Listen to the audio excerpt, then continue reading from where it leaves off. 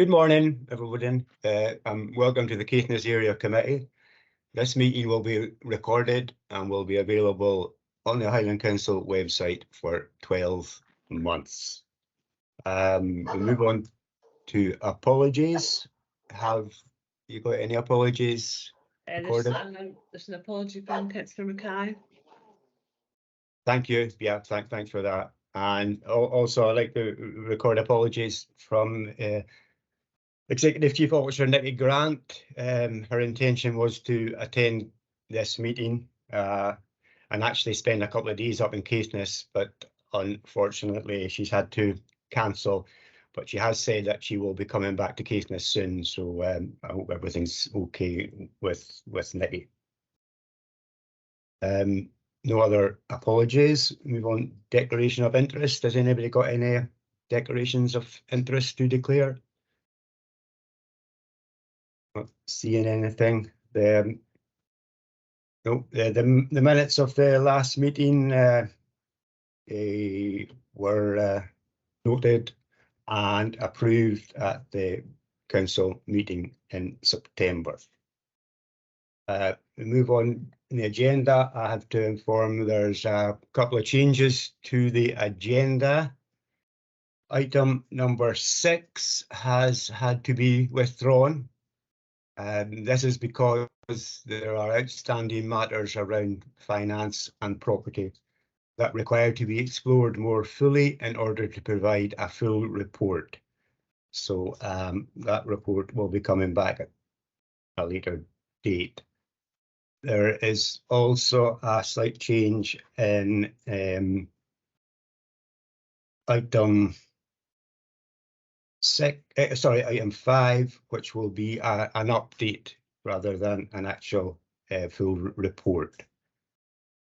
So we can move on now to item 4, the police area performance summary. I'm delighted to say that we have Stephen Menzel's, the area inspector here, who is in place of Stuart Fitzpatrick. So I'll hand it over to you now, Stephen. Thank you much, Chair. Can I just confirm that everyone's received a copy of that report and they've had time to kind of have a peruse through? My intention would be to it wouldn't be to go through page by page, but it's just to kind of go through the main elements of the report that sort of provide that information for you. Firstly, though, I think just very important to recognise that this report is for the last financial year, not this current one. So when it comes to drawing conclusions as to sort of crime trends and figures, the comparisons can't really be made because that's us coming back out of the COVID kind of challenge that we were facing back at the time, and we started moving into the cost of living crisis that people were experiencing. So without further ado, I'll just go through the report. I'll just highlight what the local policing priorities are, and then we'll kind of break down some of the crimes and the statistics within those priorities. So the 6 policing priorities, they remain unchanged. It's still road safety and road crime. It's still antisocial behaviour, violence and disorder. It's still tackling acquisitive crime, protecting vulnerable people, tackling serious organised crime, and also terrorism and public order. Now, in this report, we don't report back on the 6th priority there of terrorism and public order. There is a very brief comment from our counter-terrorist unit in the report that tells them how they support local policing. But it's just really it'll be the 5 priorities there what I'll be reporting back on just now, if that's okay. So moving on to priority number 1, that's road safety and road crime. I think overall we've seen a really positive picture here of evidence of us being out there and actually tackling road crime, road offences, educating the public. If we look at overall road crime, we've seen that over the last 5 years, the 5-year average, we're seeing a sort of an increase of 9.6%. So that's just short of 50 more offences as the 5-year average. And in the last year specifically, we've seen an increase of 7.4%. So that's an extra 38 more offences that we've been out that's been reported and detected in the last 12 in that last 12 months. With regards to mobile telephones, however, we are seeing an increase of over the last 5 years. So the average of people using mobile telephones is going up. However, I mean, it's still disappointing that people are using mobile phones. But in the last year, there's been a very slight decrease in that we've only detected one offence fewer. Insurance offences, people not insuring the vehicles. Again, it's an increase of 3.4% over the last 5 years. And again, the last 12 months, we've been out, it shows been out there again, still finding more offences of people driving without insurance. And there's been an increase of 7.5%, which equates to 5 offences. I mean, it's disappointing that we have got these figures, but I think overall that shows that to be out, basically to get these numbers, we've got to be out there policing, and I think that evidence is that we are out there policing more with the increases of these offences being detected on the roads. And again, that's all backed up by, we get support from our local roads policing unit down in Dingwall as well. They can't pay very often, primarily looking at the North Coast 500 routes, but they do support us in our other road policing issues, particularly around speeding. Moving on then to the second priority, that's antisocial behaviour, disorder and violence. And this includes alcohol and drug misuse. Our antisocial behaviour numbers aren't particularly, they don't make for pleasant reading. You know, over the last 5 average, we are going up by quite a bit, you know, almost 30% up. And in the last year, we've gone up by another sort of short 20%. So that's like another 27 more crimes. Now, to put a bit of local context in our numbers for antisocial behaviour in Caithness, it's probably important that I highlight one specific issue we had in Thurso. You know, we started a bit of work a year and a half ago in Wick, and we're noticing considerable differences in Wick antisocial behaviour, particularly around youth disorder. But there was one small group, and I would even in Thurso, that were presenting a lot of behavioural issues, and it's taken a long time to get to a point where we've been able to influence that behaviour working with social work. So I'd like to think that this financial year moving forward, we'll see that figures reduced in next year's report. For common assaults, it's quite positive to see that we've had a decrease. You know, the 5-year trends we're going down. And in this last 12 months, we're going down still. We've had 69 fewer assaults reported to us. But again, this could well be because of the impact of COVID, and last year there was always an element where people weren't going out to the pubs as much. This year we might see an increase. We don't know. We'll keep an eye on that. But at the moment, I've got no concerns about the sort of the common assaults that are going on in Caithness based on these figures. Serious assaults, the kind of numbers are going down with a 5-year average, and over this last 12 months there was an increase, but that was only 2 extra crimes reported. Serious assaults are where there's been serious injury to a victim, and again, it could well be that as people are getting out to the pubs, although the assaults are going down, you know, if there still are assaults happening, and unfortunately 2 more people this year compared to the previous year have had serious injuries. But I think that's a figure to watch over this next year, and as we move forward, as we are now back in that state of normality. Acquisitive crime, we're not acquisitive crimes is a trend nationally, and it's increasing. You know, dishonesties and thefts. I mean, the 5-year average, we are increasing over the 5-year average. It's been quite a big increase in that last 12 months. Again, could we put this down to the sort of evidence of cost of living?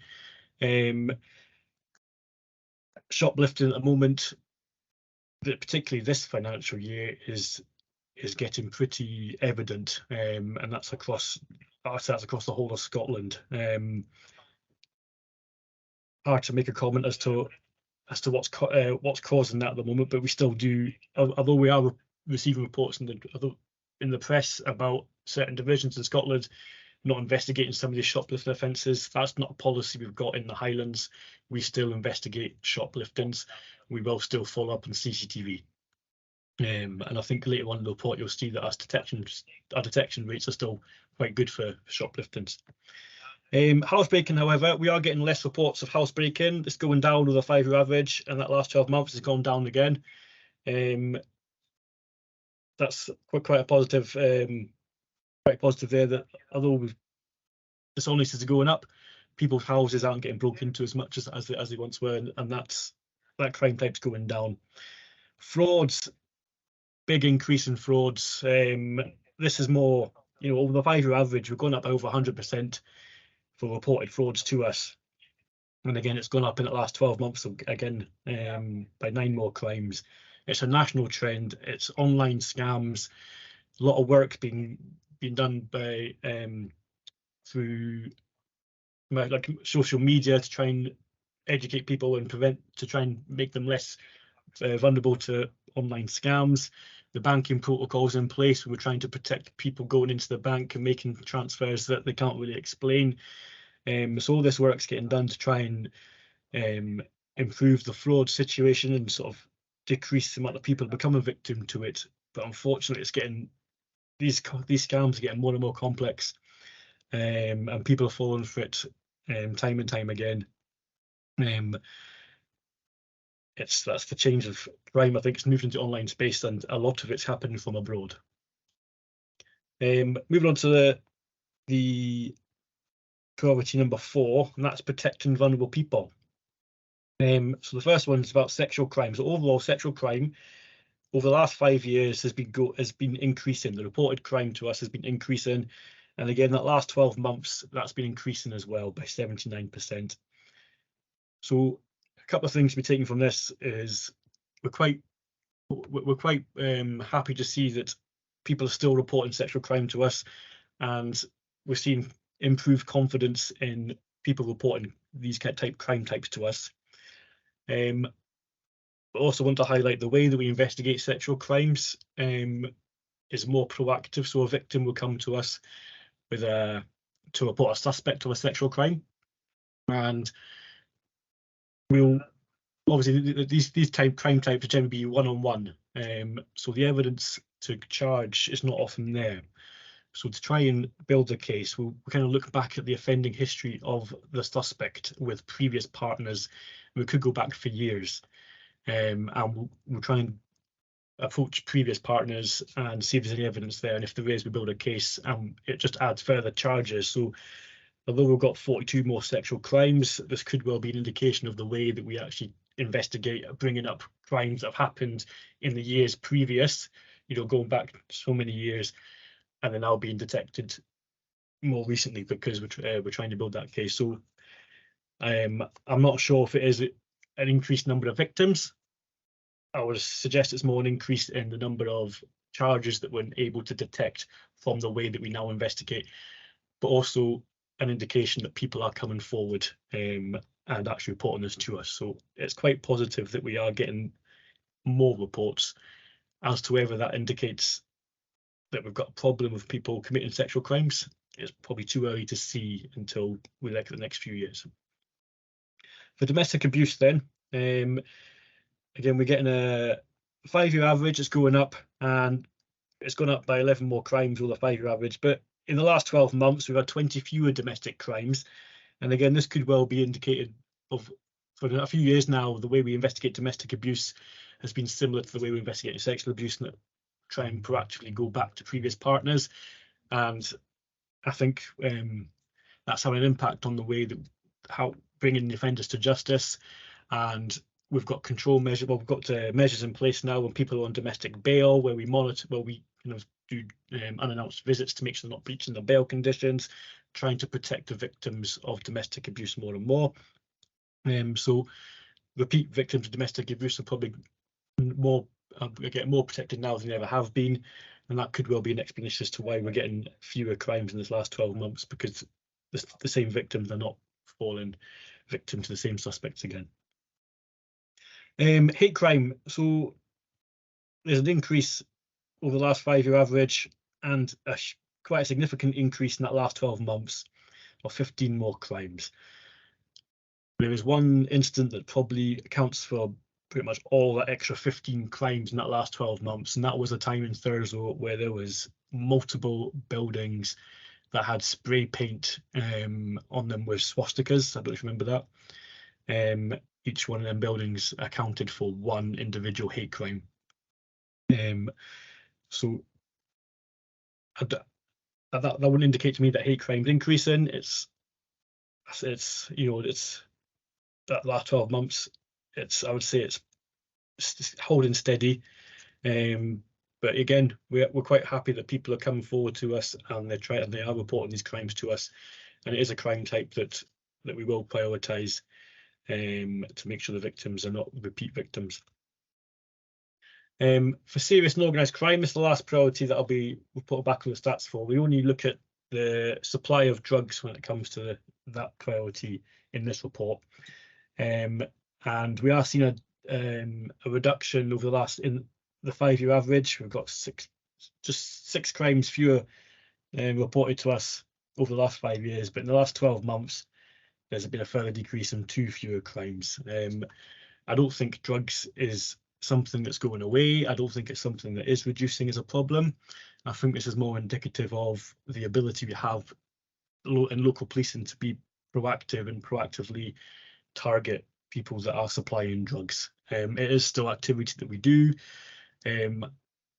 but figures I would suggest would indicate that it's something that we're not able to target as much as we previously have done. And I have no answers to be able to rectify that at the moment. I think that's a sign of the budget issues that the police are having, and having to prioritise what resources we have and what work we do. So that's the 6 priorities, kind of in a summary, with some of the trends that are happening, whether it be reductions or increases. I just thought I'd sort of look through some of a bit more detail and highlight a few other things in the report. So towards the middle of the report, you'll see lots of statistics about the 5-year average and 3-year average and what the detection rates are.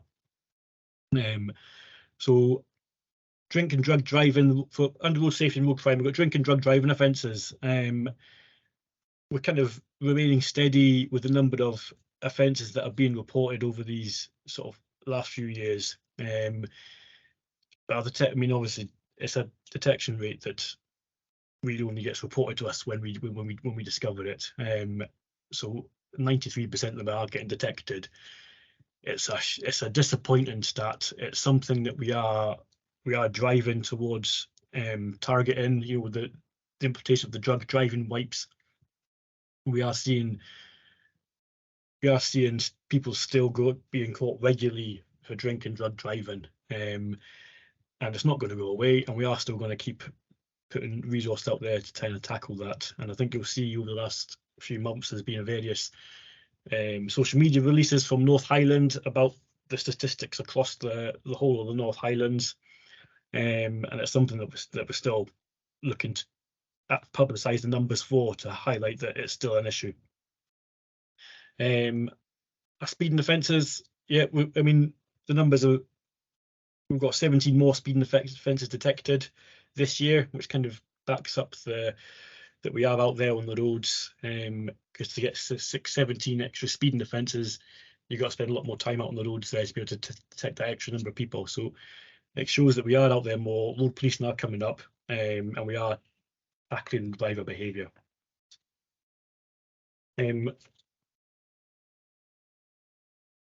For the antisocial behaviour and the violence and disorder, I think if you look at the detection rates there, very impressive detection rates. We're over 80% for the assaults, over 80% for serious assaults. As for the drug possession offences, 122%. But again, drug possession offences are generally ones that the police have generated, so they're always going to be detected. But it's positive to see that where someone has been a victim of violent crime, that the investigation does more often than not identify a perpetrator and has sufficient evidence there to charge them. Our detection figures for acquisitive crime, however, when we look at the dishonesties, housebreaking and frauds, you'll see housebreaking offences, we've got a detection rate there of 42.9%. So the way these detection figures work is we've got house break-ins that are done to the domestic dwellings, house break-ins that are done to commercial premises. Now we're finding that our detection rates for commercial premises are much higher than those for domestic premises, that houses, and that's probably because we've got the use of CCTV. House break-in for domestic premises, however, it's something that we are finding difficult to detect.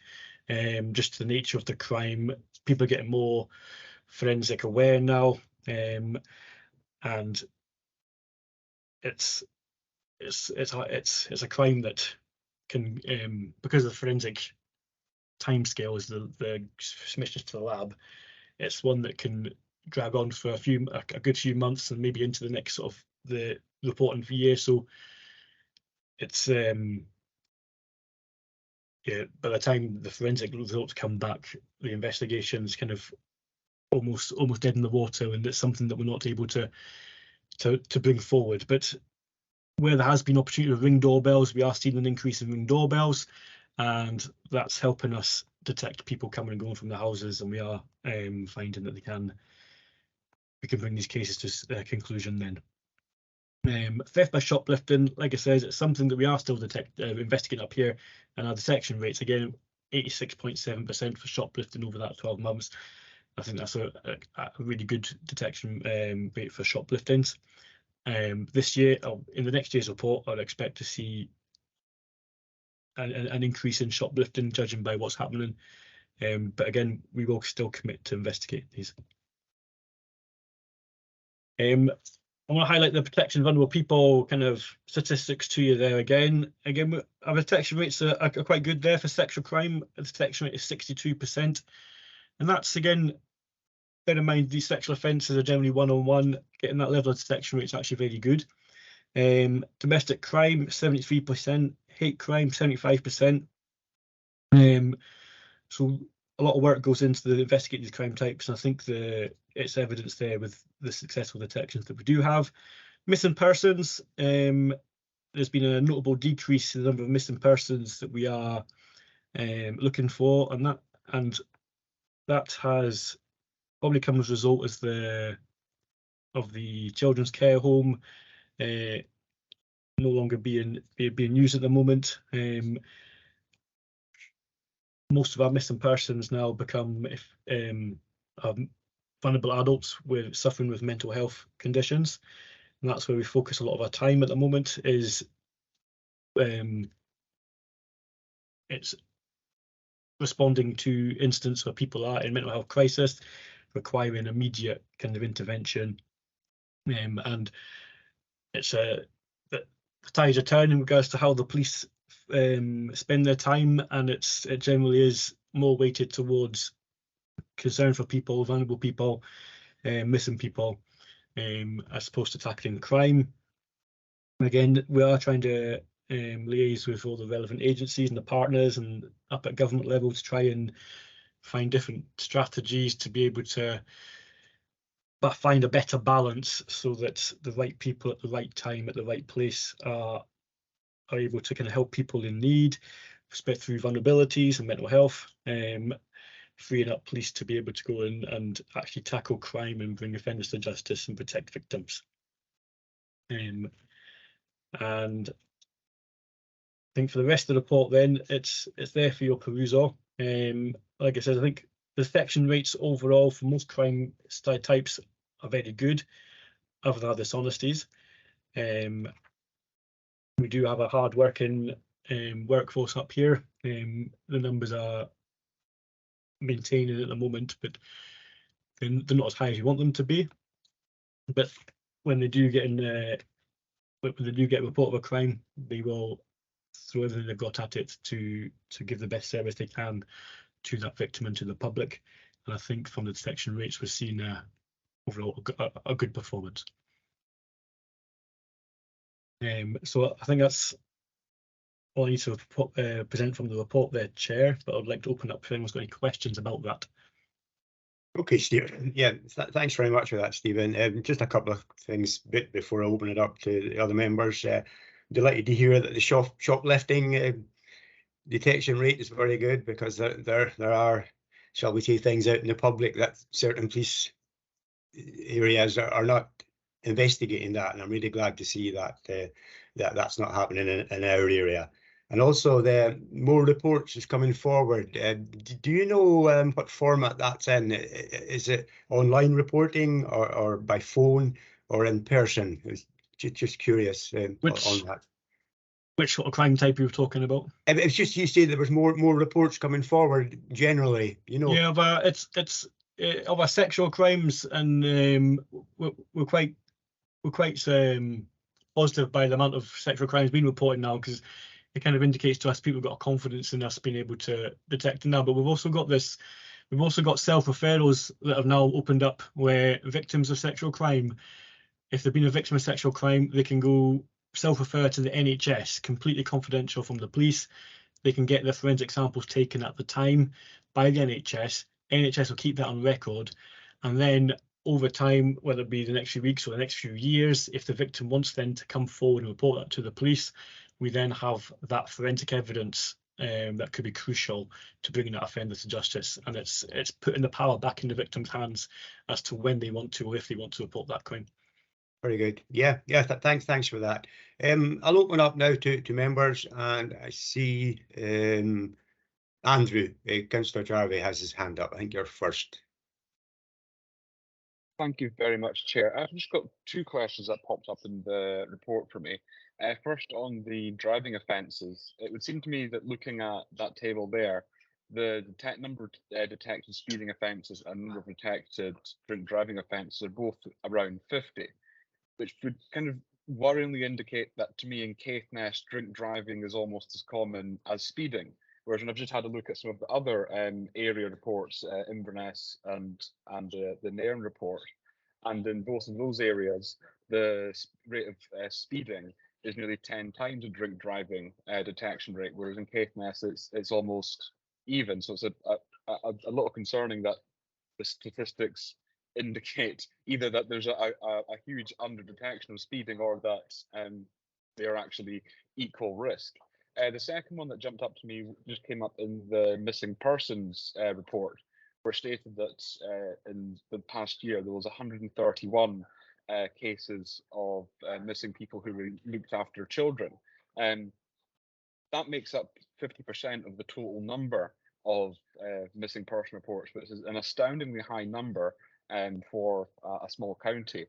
And for me, the reason that stood out is I can remember seeing what was an Inverness member, seeing Inverness figures, and they were about the same number. So I looked up the Inverness report, and indeed for the last year, the number of missing people who were looked after children in the Inverness area was 146, and that was out of nearly 700 total cases. So the number in Inverness is the total number of missing people is 3 times higher, as you'd expect, but the number of missing people who are looked after children is the same.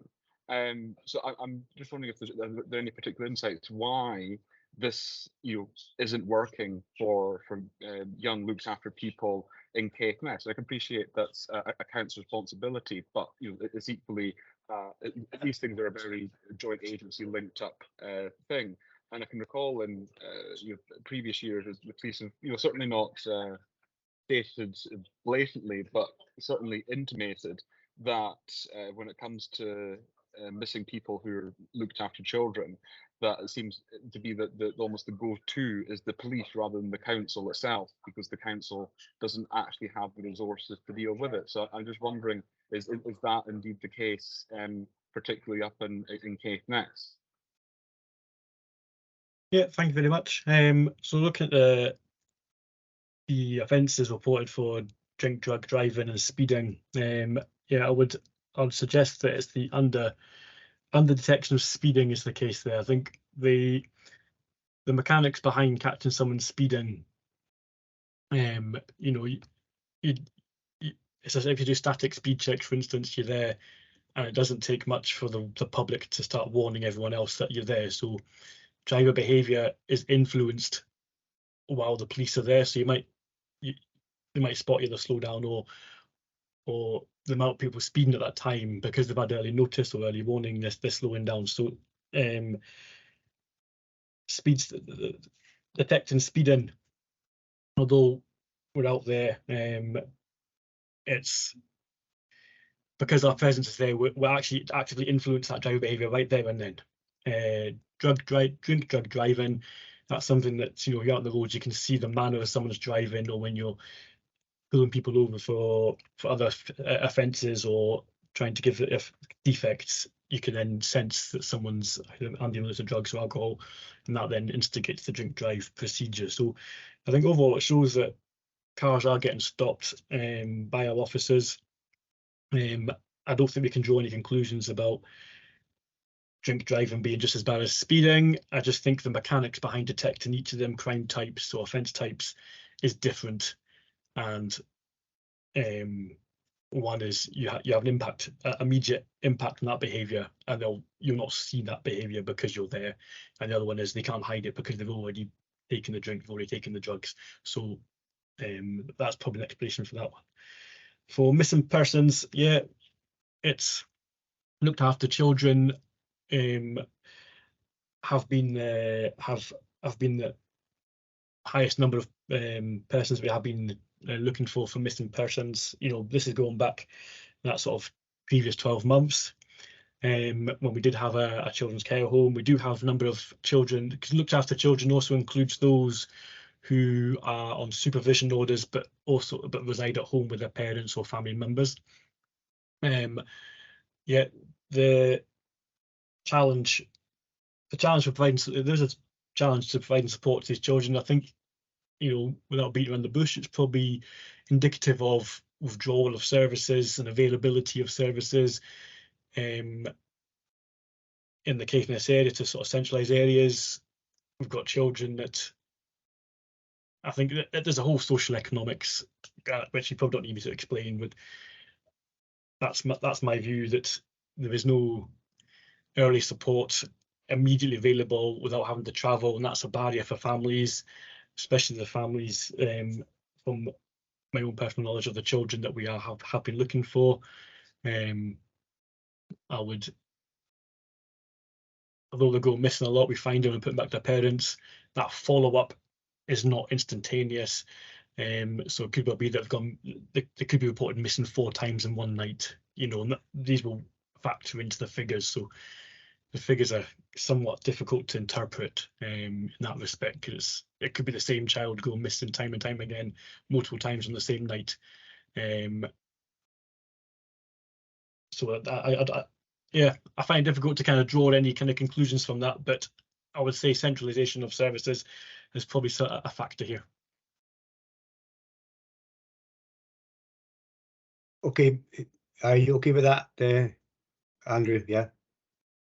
Yes, no, thank you. Yes, That's perfect. yes. Thank you very Sorry, much. yeah, I wasn't sure you're coming back or not. Yeah. Okay. Thanks for that. Councillor Rees, Matthew, I think you've got your hand up next. Yeah. Thank you, Chair. Morning, Stevie. Good to see you. It's a really excellent report, but better than the report. I mean, some of the statistics are quite small, so as always, we need to be a little bit wary about how we interpret them. But the main thing is find your honesty, like your predecessor, Inspector Gosker, is a huge breath of fresh air amidst all the stuff that's going on.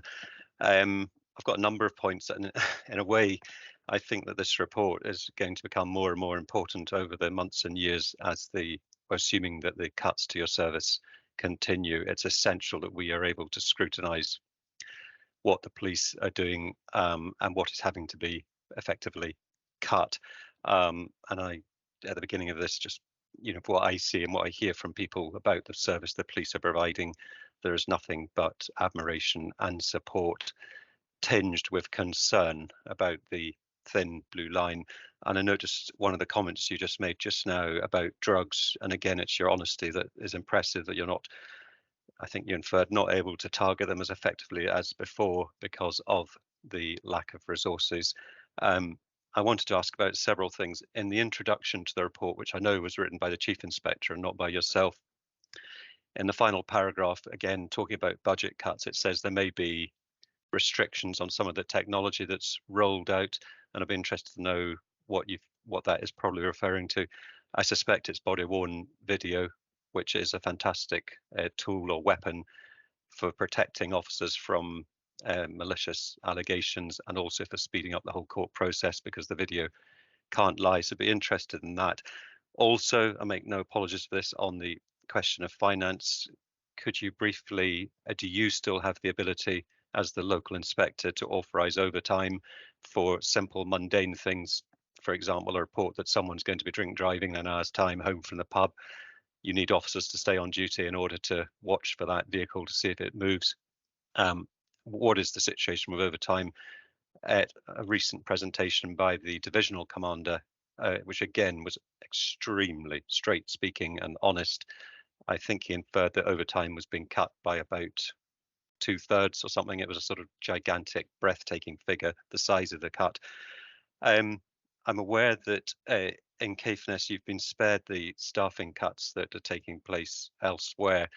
And I'm not going to mention the figure for the number of officers in Sutherland, but having been speaking to an officer in Sutherland extremely recently, I could hardly believe the scarcity of police officers in Sutherland. And although that's not Caithness, it does have an indirect effect on Caithness, because Sutherland is the first place you can go to, to get 1 or 2 extra officers if they're needed. And that, again, a budget one. I wanted to ask about the obviously widespread public perception that 101 is not a good service. It's difficult to get through. The staffing cuts that are taking place in every other division in Scotland, I never actually thought to ask, is C3 division, the contact command and control, the bit that does the control rooms, has it been spared the axe in terms of staffing numbers? The missing person numbers have already been spoken about, but I think the point that Councillor Jarvie made was really well made, and I'm kicking myself for not picking it up first of all.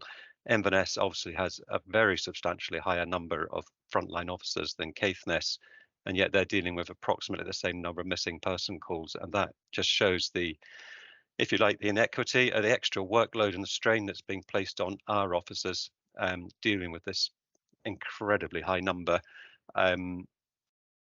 I also wanted, on a brighter note, to commend Sergeant Todd, who comes to Thurso Community Council for the presentations he gives each month. And I want to go a bit further than that, because I'm reliably informed that he was on night shift yesterday, but put in the time and the effort and the energy to appear at the remembrance service in Thurso. And I just think that is exceptional commitment and dedication from him. My final question, and apologies, Stephen, for the slight list, but these are such important things. And again, it's the budget. I saw national publicity some weeks ago that the lab in Dundee that processes particularly the drug driving samples had a backlog, and I want to know if that has affected the number of cases coming to the Sheriff Court in Caithness, or whether all your samples that officers have detected have been able to be processed timeously. And my final observation, more than a question, because it's not in your gift probably to fully answer, but the cuts this year are absolutely shocking for the most basic service that's provided to the public, actually, of all law and order. But is there any outlook on the next financial year as far as budget for Police Scotland is concerned? Over and above all that, I want to thank you for the report, and just to assure you, I'm sure you've got the full support of all of us. Thank you very much. Thank you very much. So when you were point number 3, and you speak about the numbers in Sutherland and how that affects Caithness, my screen froze, so I missed actually what the question was for that one. To be honest, Stephen, it was more an observation. I understand the current numbers of officers in Sutherland is, I'm just going to put it politely, minimal. I mean, the number I was told was so low that it kind of almost literally took my breath away when I think back to a few years ago, the numbers that were in Sutherland who were available at times to support police officers in Caithness, as well as vice versa. So it was more an observation. I really don't feel wouldn't want you to comment on the number. It's just I was shocked to hear what it is.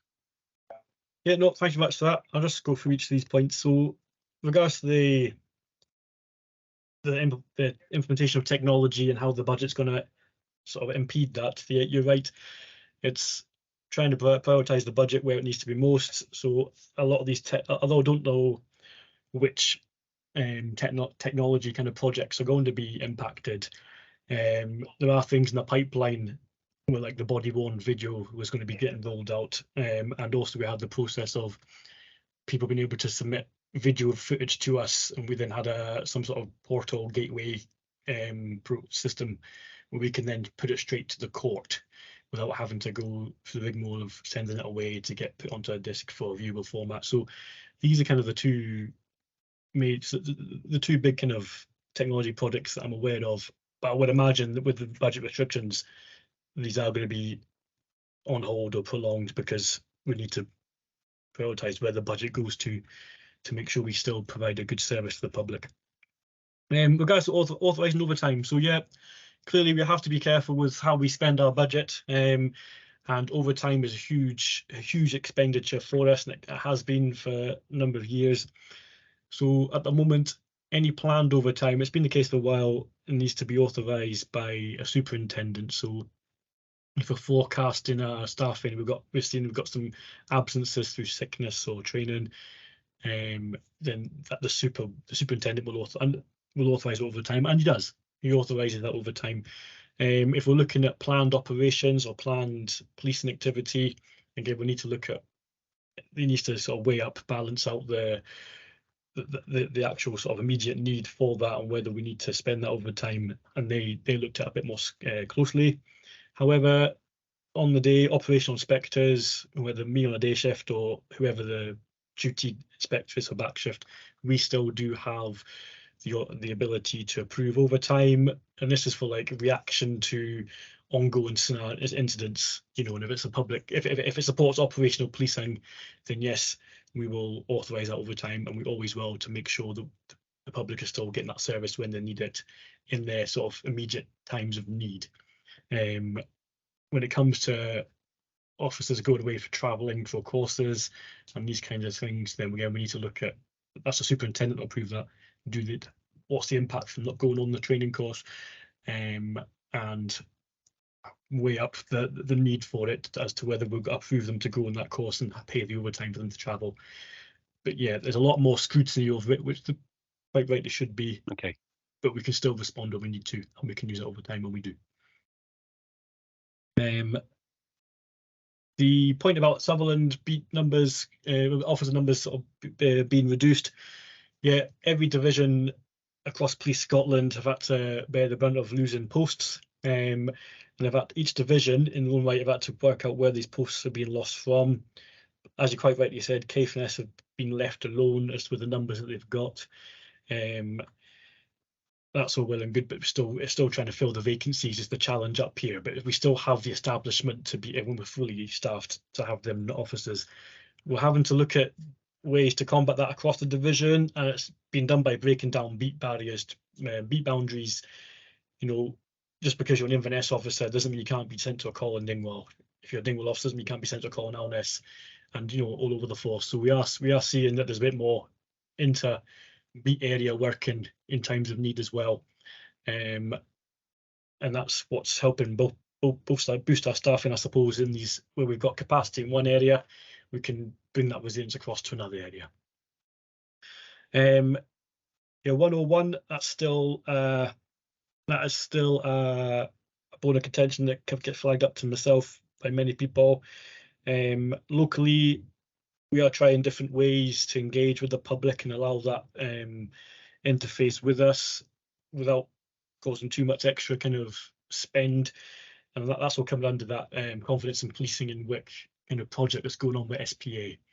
You know, things like having coffee with a cop, having us having some sort of marquee at community events so that people can come to it. And so we're kind of hoping that that's going to increase how people can interact with us. But as far as C3 division and their numbers, you know, C3 division will also have been given a number of officer posts they have to lose in order to meet that budget. Regards to missing persons in negative numbers, again, I didn't actually realise that Inverness had the same number of missing persons that we investigate. I'd say there's probably some readily accessible partner agencies that can assist them, and that might detract that away. That might divert it away from police attention. At the moment, up in Caithness, we've got a lot of vulnerable adults as well, and that's what most of our missing persons are at the moment. And actually, a lot of them come from out with the division. They travel up, and they end up in our area. I don't know, it's probably a nice place to come if you're in crisis, but you can't get any further away than where we are on the mainland. But yeah, we do get a fair number of outside kind of other force and other division missing persons up here, so that could have an impact, an increase in our numbers as well, in that other areas may not get, because we are that far north and that's where they come. Yeah, P.S. Sergeant Todd, I get a lot of praise about Sergeant Todd. Yeah, you are correct, he was night shift over the weekend and he did volunteer. I did put a request out to anyone who wanted to volunteer. He first put his hand up to lay the wreath on behalf of the police in Thurso, which says a lot about his commitment to the community and to the police. He's also, Highland cops have been up recently. So last season they focused on Sergeant Andrew Mackay. This time they go for the next series when they're in Caithness. They've been following Sergeant Todd a lot, so hopefully people get to see the good work that Sergeant Todd does, and just raise the profile of the number of hard-working officers that we do actually have, and how much they care for the job and the community. Regards to the lab and the Dundee and the drug wipe results, this was something that the backlog was something that happened last year, the year before, and there's a lot of work being put in to try and expedite some of these cases before they got time barred.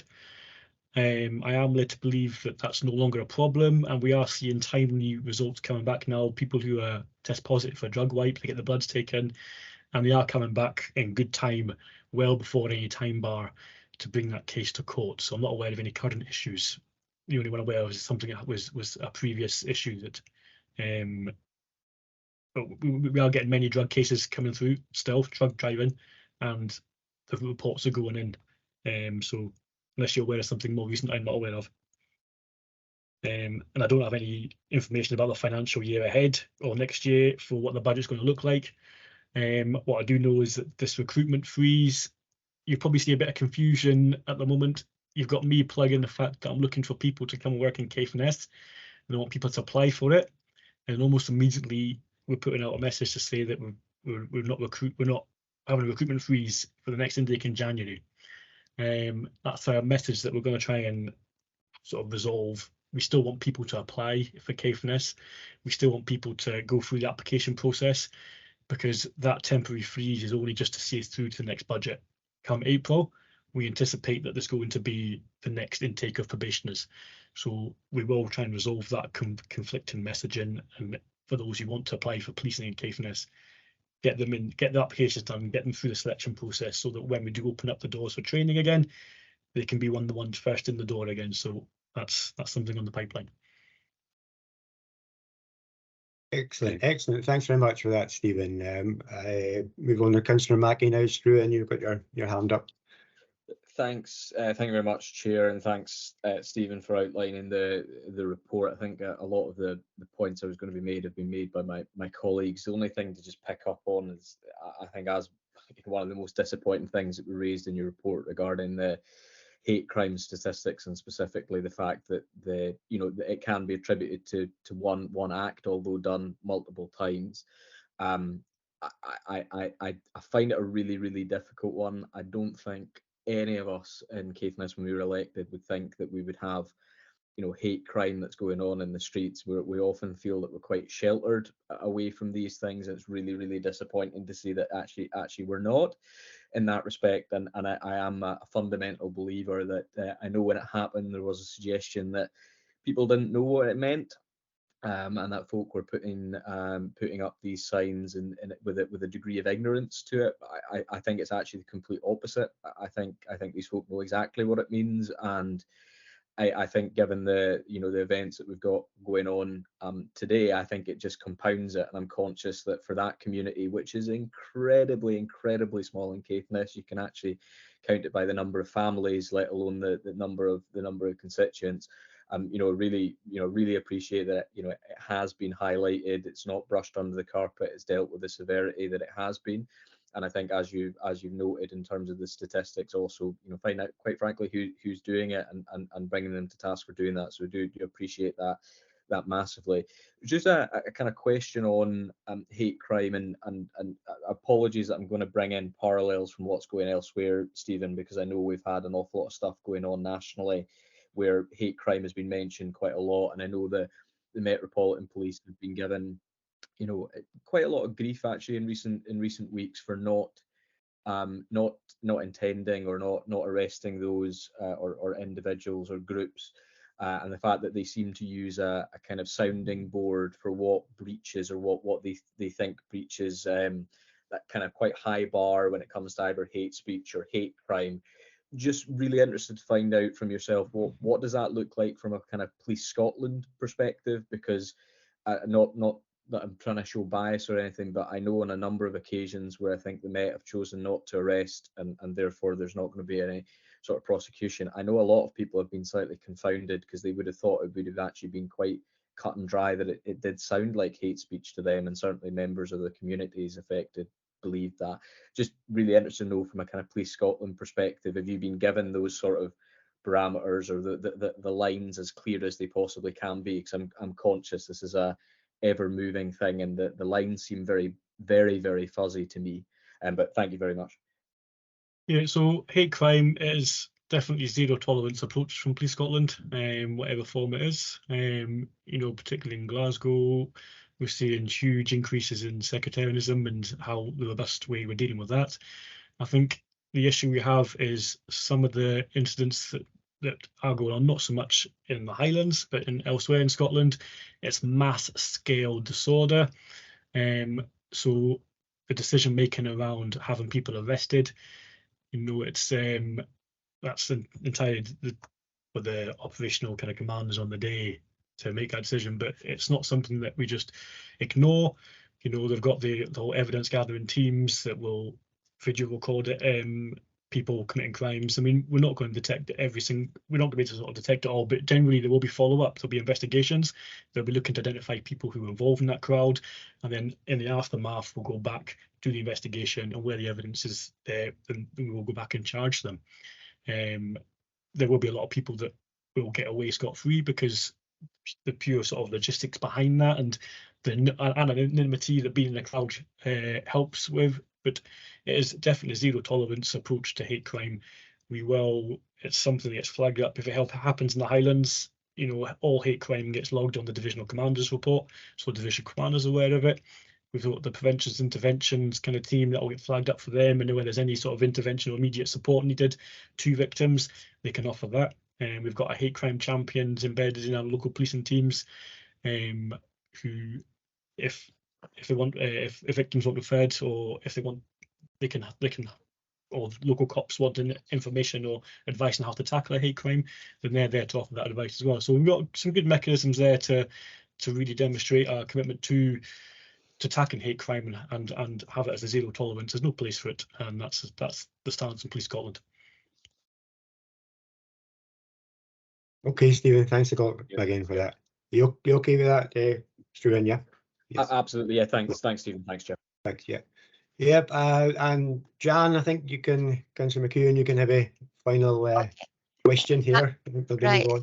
Thanks. Thanks, Stephen, and thanks, Stuart, for this report. I'm just going to sort of comment on a couple of things. I mean, about the increase in antisocial behaviour, shoplifting, frauds, etc., etc. I'm remembering this is last year's report, and we're just getting over COVID, so people are out and about and up to mischief, and it's reassuring to realise that the police have been very, very active in catching the drink drivers, the shoplifters, etc. That's all credit to the hard work of the police up here. Regarding the missing persons, again, comparing that figure with Inverness figure, we still had Avonlea last year.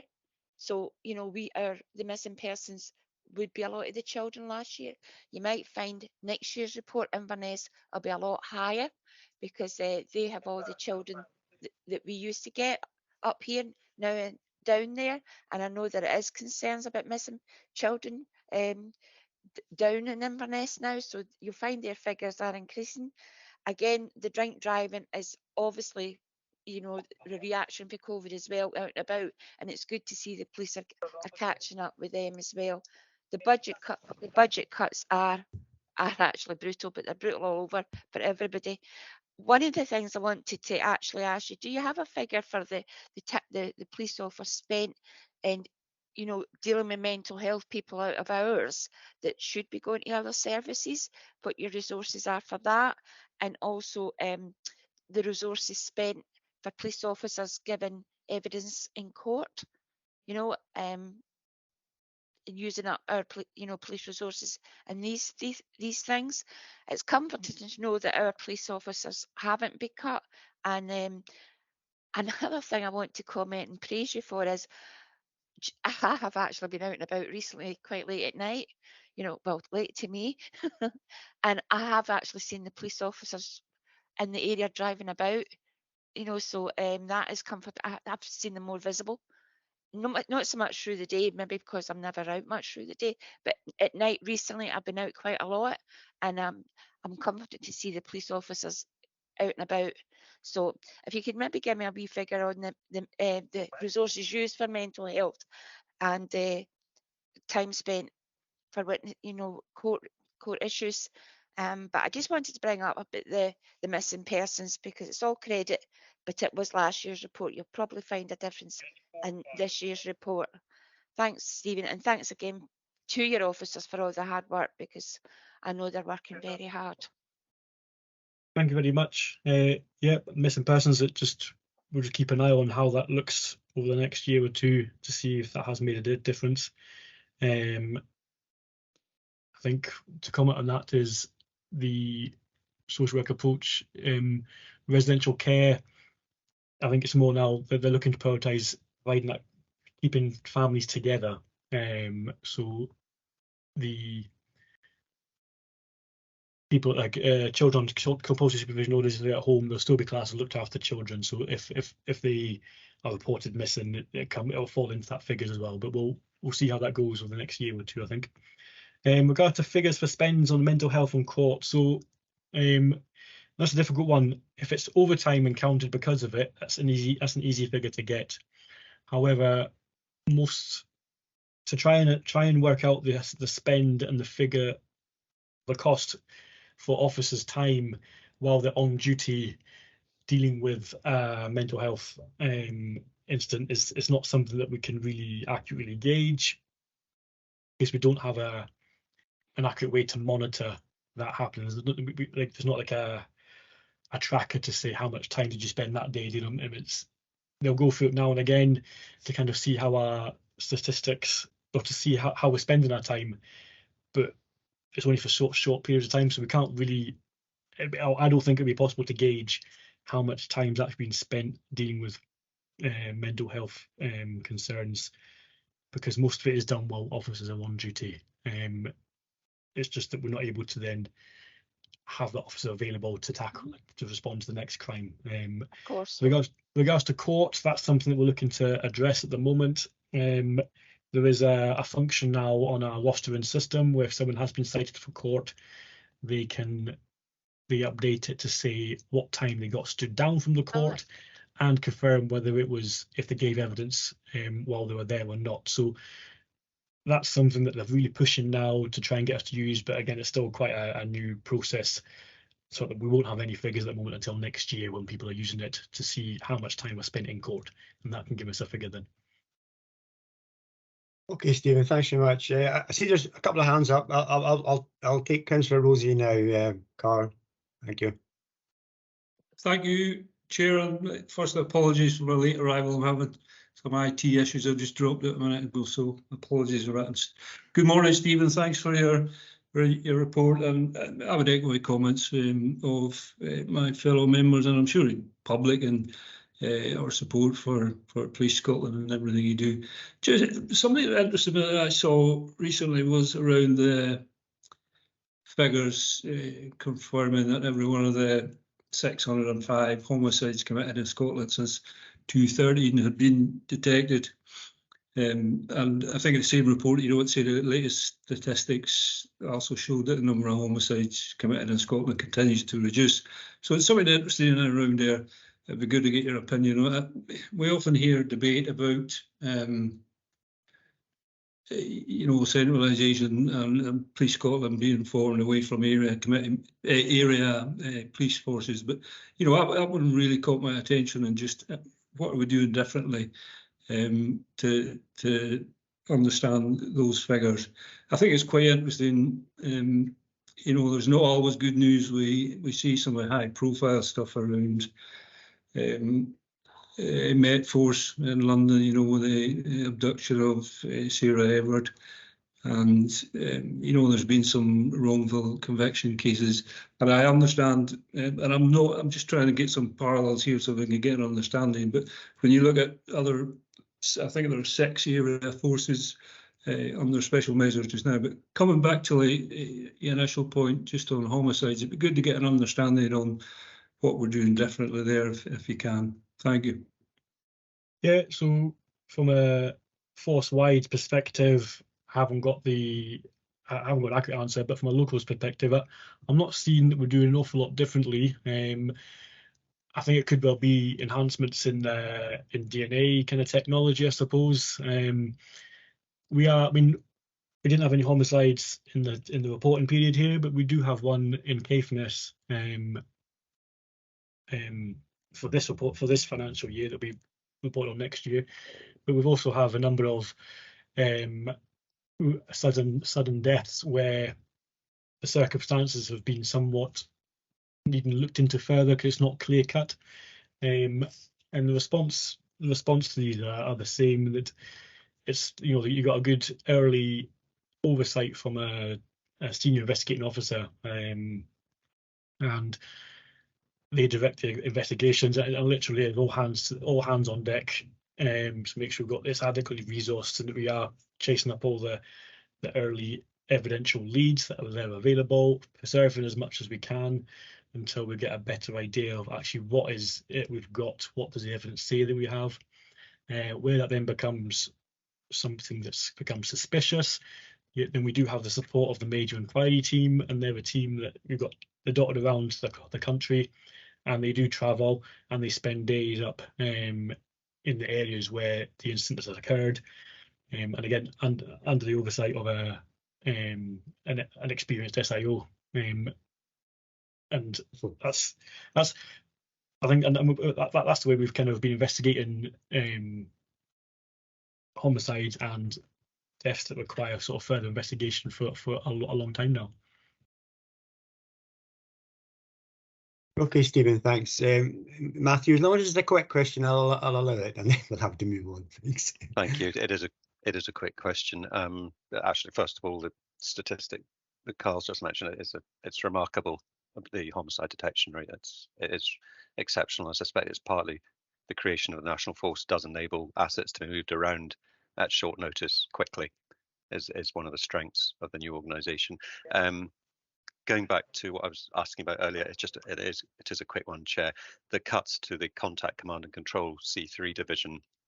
The 2 last people I've spoken to in C3, these are operators on the ground, have told me that there is starting to be a trend where people witness something, they ring 101 and are told by the system there's a sort of 7, 8, 20-minute wait, and therefore some people are now resorting to dialing 999 when they wouldn't have done in the past. And I think what I'm trying to say is that first point of contact with the police service by the public is the most important one. And yes, it's widely accepted that 101 doesn't work perfectly. What does, but there are problems with it, and therefore just think that cuts to something where there's already a hurdle and a problem is not the way forward. I know it's way beyond your sphere of influence, but I'm just really what public record that C3 needs to be beefed up to give prompter answers to the public, not the other way around. I'll leave it at that. But thank you for the whole report. Thank you very much, Chair. Okay, Stephen. I think that's everybody now had a chance to interrogate you. Yes, but yeah, thanks very much for the report. As was said, it's a really important report, and it's also reassuring to the public with some great stats there, you know. So thanks for that report, and the committee is invited to note the progress made against the objectives set out within the Highland and Island Local Police Plan 2023. Noted. Thanks Thanks. for that. Thanks, Stephen. Thanks, Thank you, Chair. Stephen. If it's okay with you, I'll excuse myself and Absolutely. you- Yes, I'm sure you have important things to do. thank you, Doc. Thanks a lot. Bye. Thanks. Yep. Members, just before I move on to the next item, basically the officer's report, I have to say that there's no doubt about it, but there is a challenge to get papers to the committee, and I understand the pressure officers are under and various other reasons.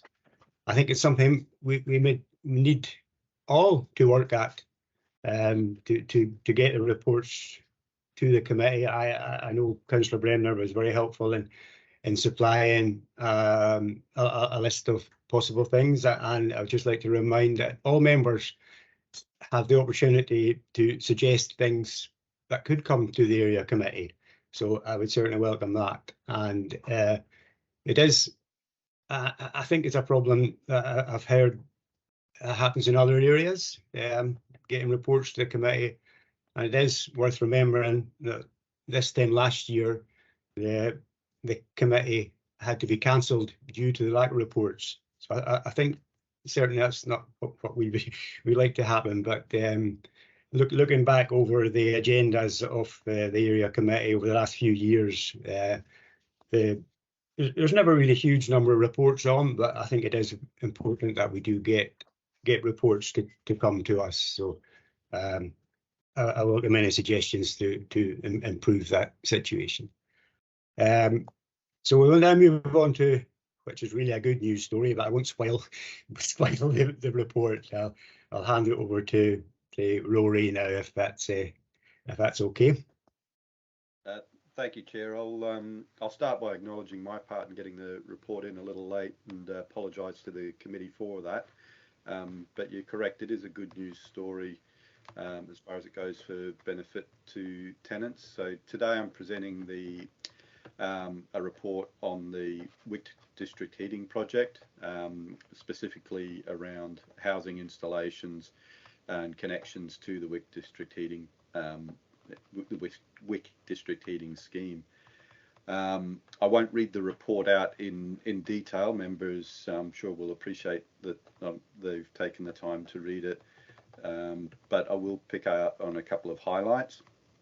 In terms of progress on phase 1 and 2, there's 123 that are included in that phase 1 and 2 expansion, and there are 57 remaining to be installed as part of that expansion.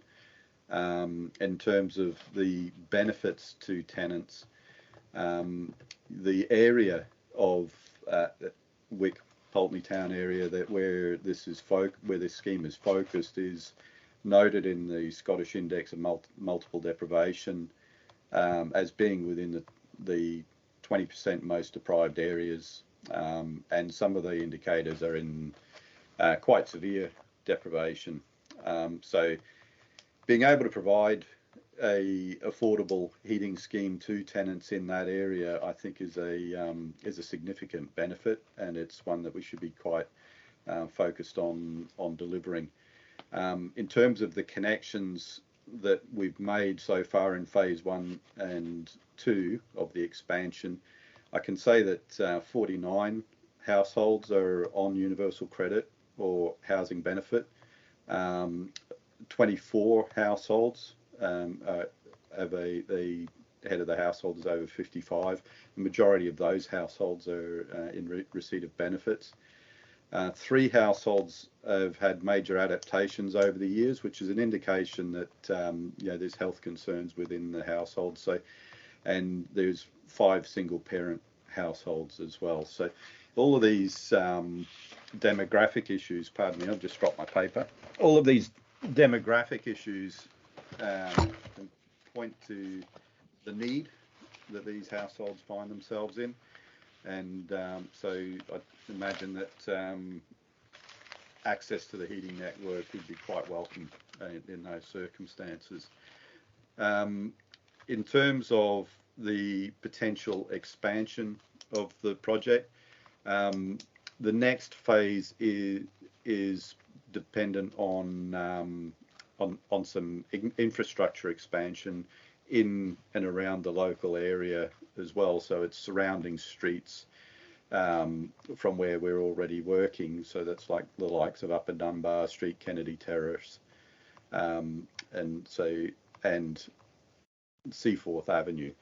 And we should be able to achieve that dependent on that infrastructure being connected. So that's pipe work laid underground. Some of it's going to involve some streets being dug up. Probably the aspirational side of things would be on the other side of the river if it could be made to happen, which would require expansion of the network across the river, which I think would be a major undertaking. That's not something that the housing service could really influence, but we could certainly piggyback off that and benefit tenants on the other side of the river as well, where we've got a concentration of 362 council houses, which would be a welcome expansion if that could happen. So at that point, I'll leave it open to members to ask any questions that you might have, and I'll do my best to answer them. Okay, thanks, Rory. Can open up to members. Has anybody got any questions or comments?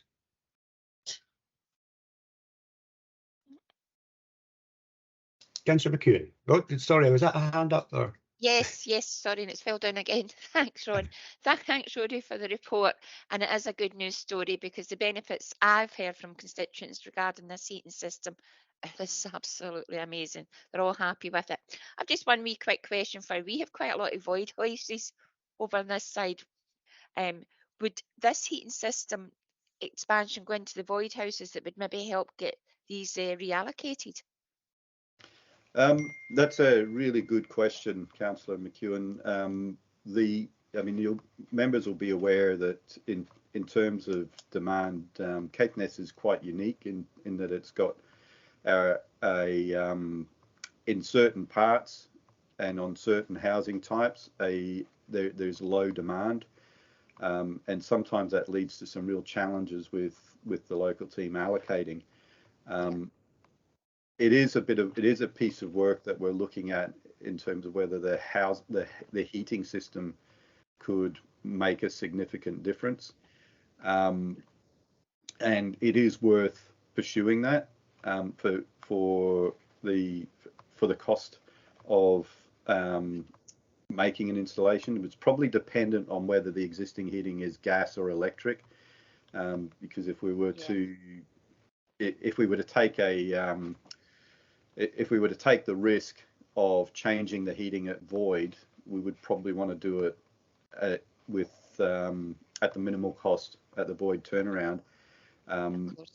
But also we would be looking at these properties in the broader asset management context in terms of their viability as housing stock, and that's to say that what we would be looking at is what is the right profile for the stock. If we've got stock that's in low demand, what is the sort of stock that would be in higher demand, and could we focus on reprofiling the stock to where the demand actually exists? That's not a quick process, but it is something that we're conscious of and working at as part of our asset management strategy. But it is something that's been spoken about in terms of changing the heating over and seeing if that gives a bit of a boost to the demand for these properties. Yeah, that's quite encouraging. I'm just thinking, Rory, because some of these houses are 4 in a block, and it'd be a shame if 3 were done and 1 wasn't done. Right. You know, Yeah. But thanks, Rory, for that. I think It's been discussed. Yeah, I think just to add to that, you're dead right. It would be a shame if 3 out of 4 are done and 1's not. and it really makes sense just from the asset point of view to have everything, every house in the block on the same system. Yeah, thank you. Thanks, Rory. But that is a good news. Yeah, thanks for that. Councillor Bremner, when you go, Raymond, you're next.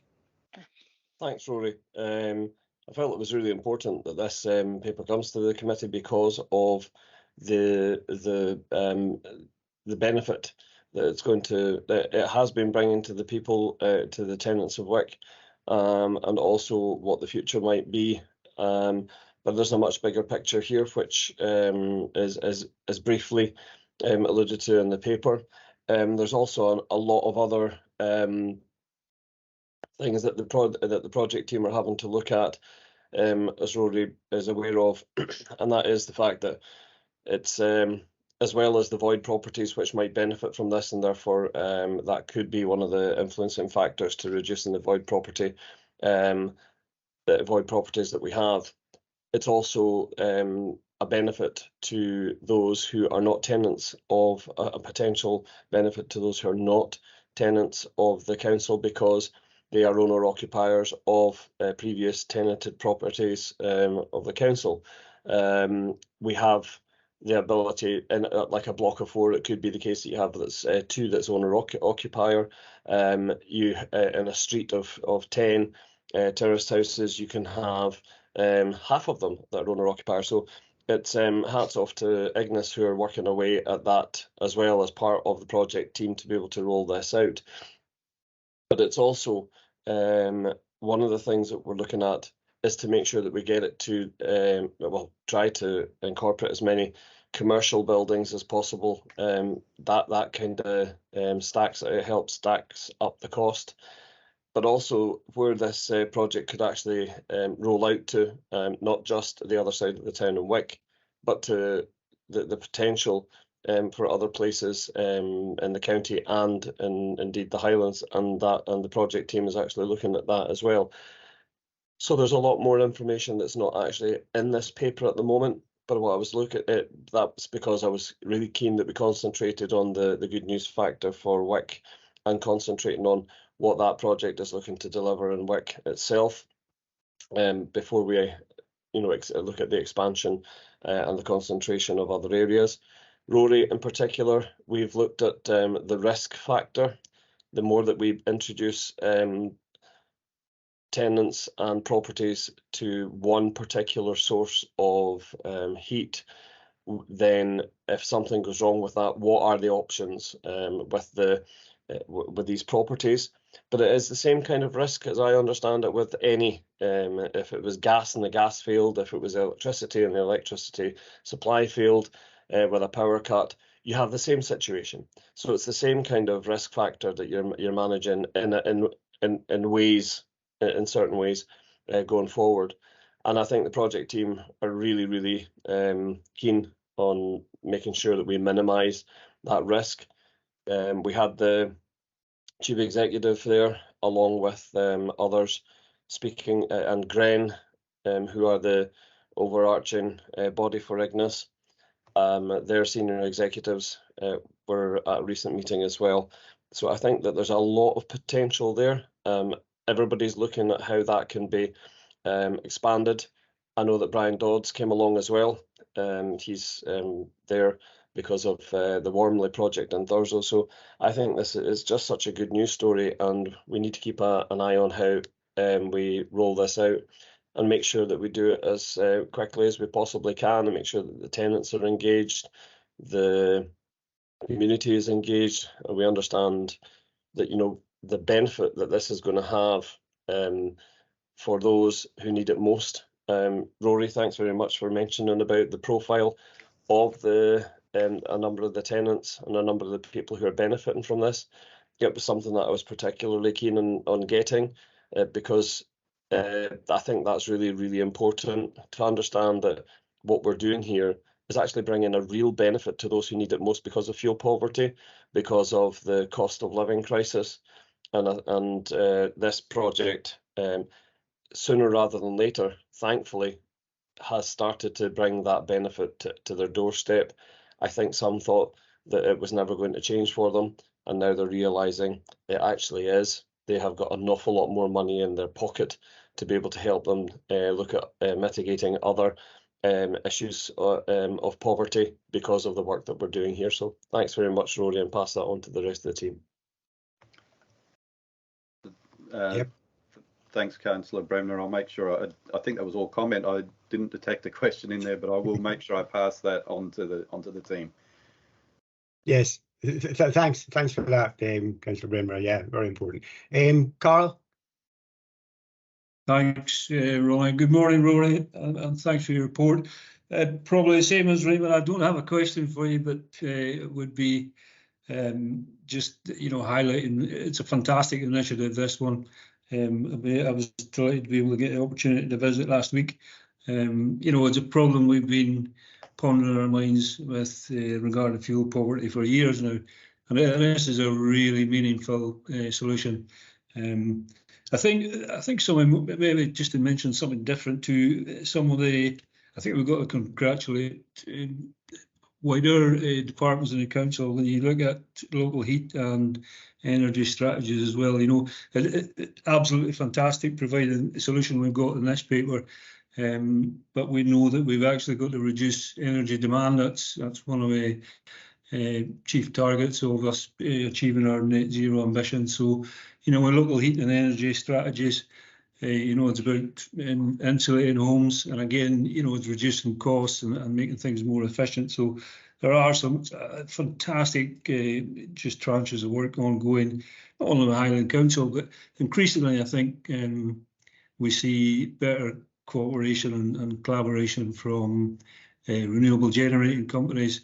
Last week, I was delighted to be able to attend a COSLA meeting where they agreed that we would be able to see a presentation that will enable private sector investment into local heat networks. So, again, it can only accelerate this process and ensure that it's rolled out not only across Caithness, but the Highlands and nationally. So it really excites me that we seem to be getting some momentum now and making some real improvements. So I'm going to leave it at that just now, Rory. So thanks again. Okay, I don't think there was a question there. It was a lot of good information there, but thanks very much. And as I said, it is without doubt a good news story. It's developing virtually day by day as well.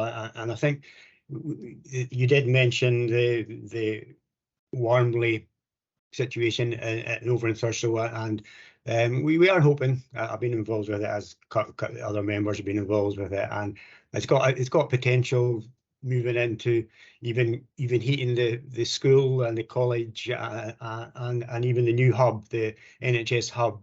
But it's a wee bit off in the distance. But we have to learn from what's happened through in WIC. It's it's a great experience. So yeah, thanks. I don't think there's any other hands up there. So the members are asked to note the contents of this report, outlining the benefits to tenants, which is very important.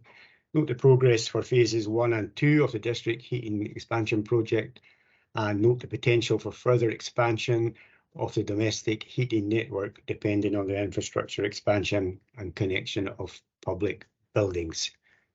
Are we happy to all note that? Yes. No, yes. noted. Thanks. Yeah, thanks. Thanks, Rory. Thanks again for that. Yeah. Very good report. We can move on now to the next report, or an update rather, from, I think you're there, Isa. Isa, yes, it's all yours now. Thanks. Thank you. Yes, thank you for the opportunity to speak today, and apologies, there's no report for members to read. This was a last minute change on Friday afternoon.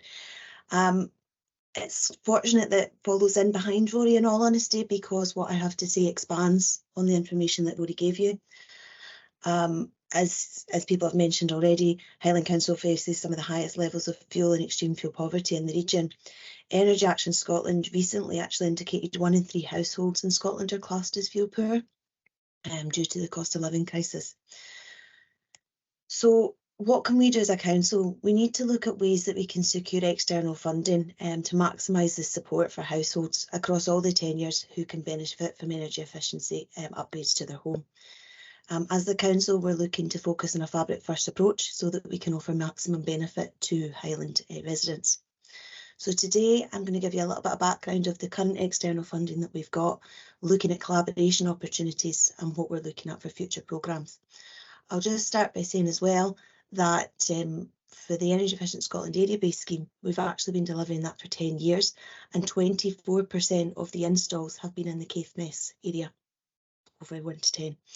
6% of those had multi-measure. So it is positive and we have done some work up there already.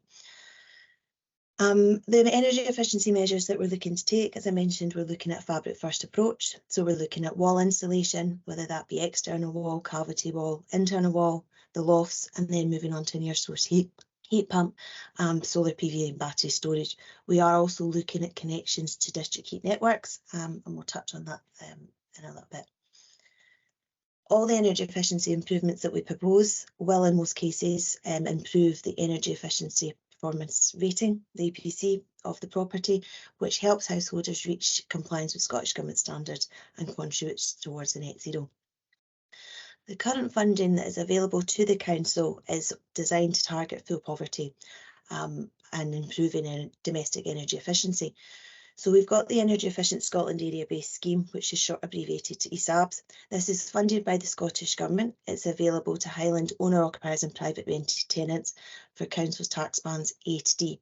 We cannot directly use this funding on council-owned properties, but there is ways that we can collaborate, works together with the housing section to get better economies of scale and also look to cover some of the project management costs through that funding stream. We also have a 1 million grant from SSG Renewable, which was awarded to the council October last year. This grant was designed to support the ESABS programme to offer additional works or reduce or remove the homeowner contribution where required. What we were finding delivering the ESABS programme was the costs were rising post-Brexit, post-COVID, there was limited contractors and it was making it more and more expensive. The Scottish Government sets the grants for all local authorities. It's a one-size-fits-all guidance for us all. So this is where we went out and we sourced this additional funding. It also allows us to cover works that is not covered under the ESABS grant or the eco funding, which is the installation of battery storage, so where there's not a recognised SAP improvement under the current RD SAP.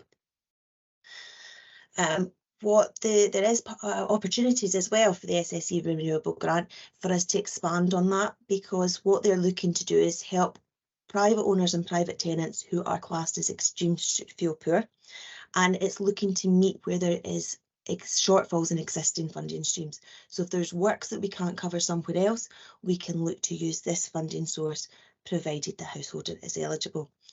And finally, we've got energy company obligation, which you might hear referred to as ECO4. That's because it's in its 4th iteration of the funding. It's similar to the Energy Efficient Scotland area-based scheme in that it targets fuel poor households. The difference for this funding, which is really important for us as a council and the region, is we can use this funding across all tenures. So we can use this on council properties. It's looking to target the lowest SAP rated properties, so your E, F and Gs. On this main funding route, if you're looking at private householders, it's looking at households that are on specified benefits, lower income or people that have got health conditions. On the social properties, it allows us to cover EPC rated E to G. Where an innovative solution is identified, we can actually bring D properties into that as well, and there is also funding uplifts for it. The climate change and energy team, we're currently working with housing at the moment to see where eco-funding can be brought in. 2 pilot projects have been identified with housing, one of which is in Tain, where we're looking to retrofit 3 council houses. And these are located within a conservation area, and proposed works would take them from an EPC band F to a band F to B. And the eco funding will cover the majority of the cost of this work. The only cost that would not be covered is the installation of the battery. So we are talking about a cost potentially below 10,000 to upgrade these properties to where they need to be. There is additional works that Housing have identified that they would need to undertake on the properties, and that's where we're kind of working with them at the moment to see how we can take that forward. We're continually looking at ways though that we can maximise the eco-funding and also other opportunities to expand on it. So we have been speaking to funding providers to see what we can do as a council to maximise the outreach and the projects that we can put forward for the Highland region. The team, so we have a dedicated team within Climate Change and Energy who look after externally funded projects on domestic properties. We have got experience delivering multi-measure projects over 10 plus years. We also have experience applying for securing external funding to undertake the energy efficiency works and the associated monitoring, reporting and management requirements that funders tend to have. So we have that experience in the team there that we can build on and offer wider. Looking at the 24-25 projects, so for the ESABS programme, we are looking at Caithness as one of the areas to target. One particular collaboration we'd like to work on is with the expansion works that are planned for the Wick District Heat Network, because both the ESABS programme and eco-funding can provide funding for the connections to District Heat Network. That's on private and on social properties as well. The stipulations that we would have is that we would be looking to insulate the properties prior to the connection being made for the heating. So what we as a team can do is we can kind of add value to the work that's already been scoped out and identified and fully retrofit these properties where necessary. So not only are they going to benefit from getting connected to the heat network where there's going to be a lower cost, we can insulate the property and make that property warmer for them in the first place. There's stipulations and there's eligibility for all the funding streams, but they do pose a really good opportunity for the council and for Highland residents to undertake much needed work and hopefully allow us to work towards our objective of targeting fuel poverty. I appreciate that members haven't had, there was no paper on this to read, but happy if there's any initial questions or for further information to be fed back.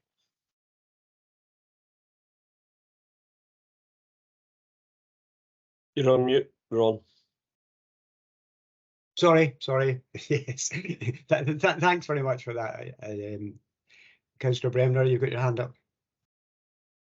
I certainly have, because it was my request for this paper to come to the committee. I understand that one of the reasons that the paper is not a substantive paper is because of the fact that this is actually a council vision, and that the E&I committee will have the information reported to it in its entirety, and from there we can cascade to the local committees in terms of what it means for their areas. So thanks very much, Isla, for that kind of overview. And I look forward to a substantive paper coming. This kicks it off, and I think this is the kind of stuff that we need to be looking at locally as well, having it on our agenda so that we can see how it's been looked at as a council initiative, but then how it works for our own communities, because it's such a large area. Each area will have its own particular focus, I'm sure. Especially when if Highland Council are looking at piloting projects in certain areas, and what we know that might be for our own area, plus what that might end up looking at for other areas of the Highlands. In terms of for what I was looking out of it, and maybe Isla, you might be able to let me know when we could actually see when that could be reported to us after E&I get the fuller picture, and that is, in terms of the opportunities that we have here in Caithness, we've identified land that the council owns, that we have the ability to be able to maximise some sort of benefit from it. Where there is no benefit from it at the moment, it just lies as land. In fact, it's a liability and a cost to us while it just sits there. I'd like to see us identifying what land we have, the opportunities for renewable energy projects that provide income to the council, that provide benefit to our local communities.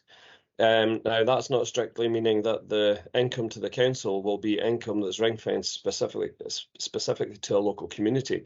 It could be overall portfolios of income being generated in lots of areas, because some areas might have greater pots of Highland Council land than others.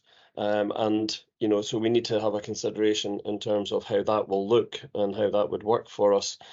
And initiatives that I'm looking at I'm expecting us to look at are solar, and I'm already on record for this, but for solar farms and battery storage for renewable energy other renewable energy projects, particularly here in the east of Caithness, because I'm aware we've done a project on identifying all the land. We've had Neil up having a look at it all, and also where those projects can complement other initiatives and other opportunities that our partners and our other stakeholders in our community are looking at. One, as Councillor Gunn mentioned about Thurso, we also have an opportunity here, not just in the district heating, if it manages to get across the river or establishes itself across the river in another building that may be built in the future, but also in terms of solar energy, solar farm energy that could complement one of the new hubs that the NHS are talking about, which, as I understand it, the land that is identified could very much be expanded and complement each other, where we have a solar farm as well as, in fact, right next to one of the hubs as part of the Caithness redesign project for NHS. Also, you were mentioning about ESABs and where the district heating can benefit there, but that so there's that's where complementary programs can work together, so that we understand how not only can we make it cheaper for folk to purchase fuel from the district heating system, but also how to make that even more efficient by having a well-insulated home and a well-insulated property, and not just for the council, but for all you know, that's for owner-occupier properties as well. These opportunities can be of benefit to them as well. And my question to you on that particular one is, do we know what the size of the actual project would be? What are the amounts of properties that we're actually a guesstimate would do, if you like, but how many properties do we have that we know are not energy efficient? And therefore, mind you, when you said 10 grand a project on that pilot project, that to me is not an astronomical cost when you think about it, because if you've got doors and windows, replacement doors and windows, you can be talking about up to 10 to 12 grand a property. And here we're talking about that kind of money for the pilot project in Tain. So again, this is one of the reasons that I like this stuff at an area committee. It's good news. It's stuff that we should be letting people know that we are doing. We are actively looking to do this as for the benefit of our local community. And it's very complementary to the previous paper that we had, specifically looking at the district heating in Wick. So a fair amount there for you, Isla. Thanks very much for the overview, and I'm looking forward to a substantive paper coming to committee as and when it has the ability. But it's good to have it on the agenda already. Thanks. Okay. In terms of the renewables technology, I know that there's a feasibility out at the moment for that, and I believe they're due an update this month on that. Neil is leading on that, so I'm afraid I can't update you on that at the moment. The other points we'll take away. Looking at the ABS project, we have got figures. I don't have them up in front of me, apologies at the moment, but what we can do if that would be okay with yourselves, is put it in a future paper for you so we can actually scope out what the opportunities are in Caithness for either an ABS or an eco project. I know that when we have looked before, there is considerable opportunity because the funding streams that we've got at the moment, we've got one that's looking at your council tax bands, your A to D, and then we've also got one that's going to be looking at the lowest rated properties as well. So while we're not necessarily going to get everyone, and I think that's one of the things from a recent conference I was at, there are still some people that fall through the net. There are opportunities if we can get these true area-based programmes where we're bringing in multiple levels of funding that we can actually apply to the Scottish Government to allow us to basically deliver a programme which doesn't go within the strict guidelines that they give us of A to D. If there was another justification why we were bringing these properties in, whether it be health related, it was because we wouldn't have been able to target everybody in the area. Otherwise, these are sort of things that we can build in. So we will be looking to make that application to the Scottish Government early next year for that. But certainly in terms of scoping the area and the numbers, we can have that to you for the next committee, or an update can be sent out next month if that would be better. I just don't have them, I'm sorry, to hand today. That's fine. Okay. I'm happy to wait to a future committee. Thanks for that. Jan, you're next. Thanks, Ron. Thanks, Isla, for I know we've no report on this, and it is a very exciting, and there's a lots of prospects in the future, especially around WIC and renewable heating and different things. And I'm just going to say, Raymond, trying to get the district heating over the other side of the river, that would be really very, very costly. I don't know if any, I went up to look at the Enerfit houses that was done up in Hill Avenue last week. This is done by Cairn Housing, which they're hoping to work along with the council. I don't know if you've heard of them, Isla. And they can reduce your heating bills and your air permeability by up to 90%. And they're wanting to work with the council and other housing associations to try and, get more efficiency in the houses by insulation and putting this air permeability heat system in, which is a hard word to say for me. But I was very, very impressed. I don't know if you've heard of them, but I can send you the slides because they sent me the programme. It was really well attended by council officers and lots of other people. So yeah, I was really impressed, and they've done just 2 houses in Hill Avenue, and they're hoping to work along with the councils to get us more energy efficient. Going back to what Raymond says about the programmes, we have lots of assets up here. We just need to find where they are.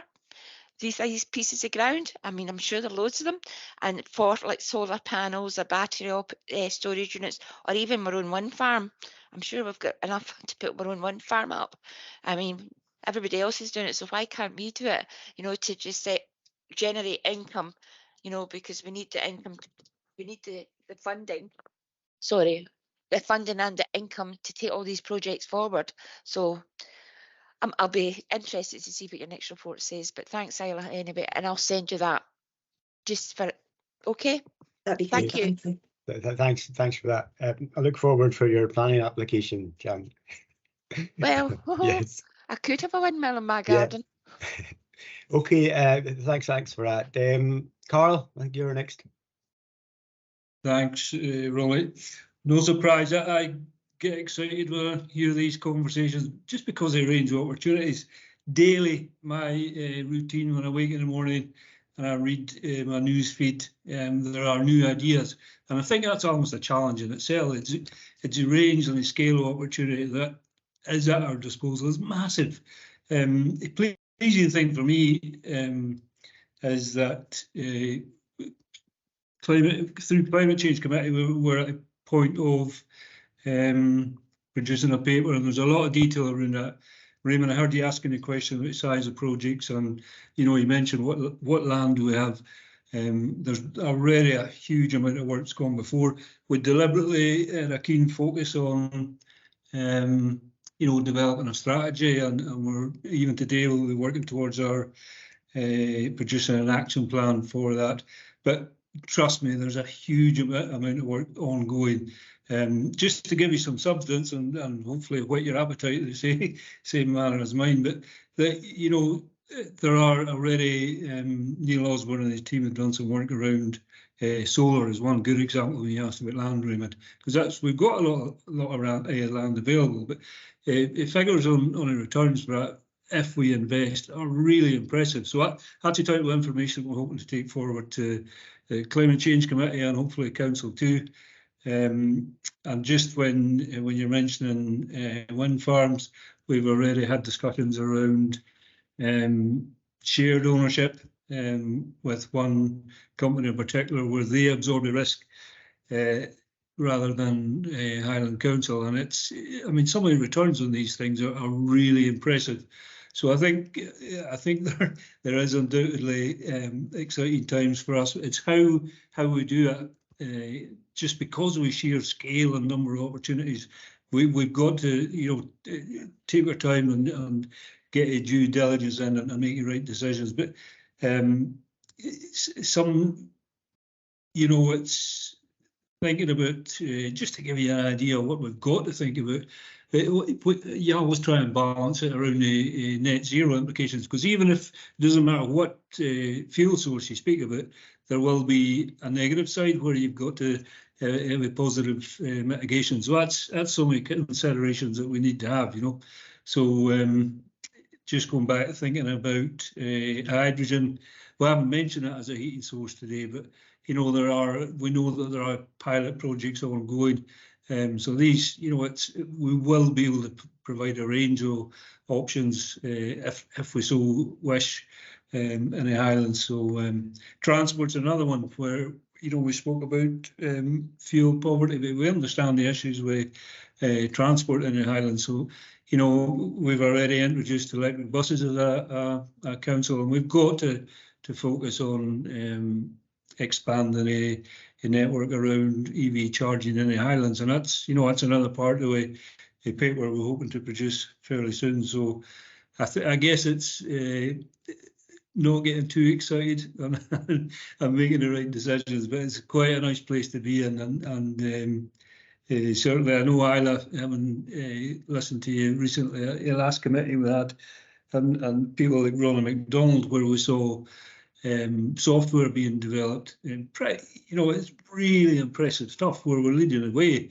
in Scotland and what we do. So just to understand, it's quite incredible when you think that we never had an understanding of how we were powering our Highland Council estate. So we now understand what energy sources we're using where, and we can adapt that in the appropriate way to ensure we get the right results. So I don't think there's any questions there again, Isla, but just share my excitement. So thanks.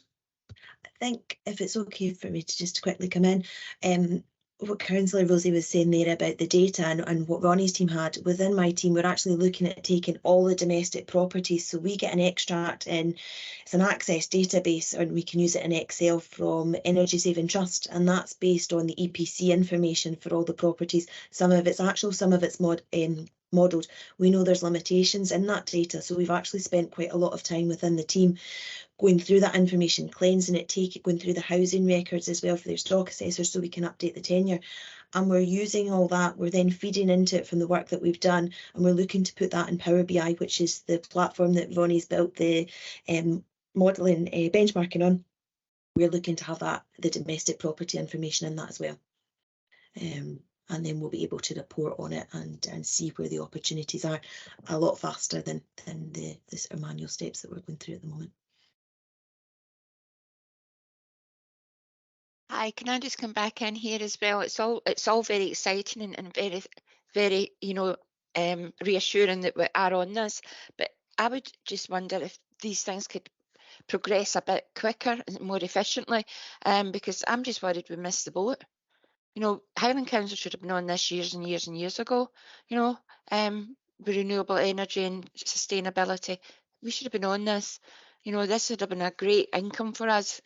And I just worry that we've left it too late. Okay, Jan, thanks for that. Carl, is that a historical hand, or is Raymond? Do you want to come in? Yeah, sorry. Yeah, Raymond, on the go. Yeah, just the point that Jan was making there just now. As far as I know, Highland Council has been on it on this, and it was the previous administration that was helping to drive it. So it requires the identification of a lot of things, government legislation being finalised, which that's been developing and progressing as much planning, keeping up with it. And it's not just even national, it's international law and international vision that's been driving this. And I think that the council, you know, and without being party political or administration political, it's the previous administration and those involved in that, as well as this administration, have really been driving this as fast as we and as hard as we possibly can. Probably one of the reasons that when I'm asking for a paper like this to come to Caithness, we are driving at it, but maybe just a bit too fast and just about to put the cart before the horse.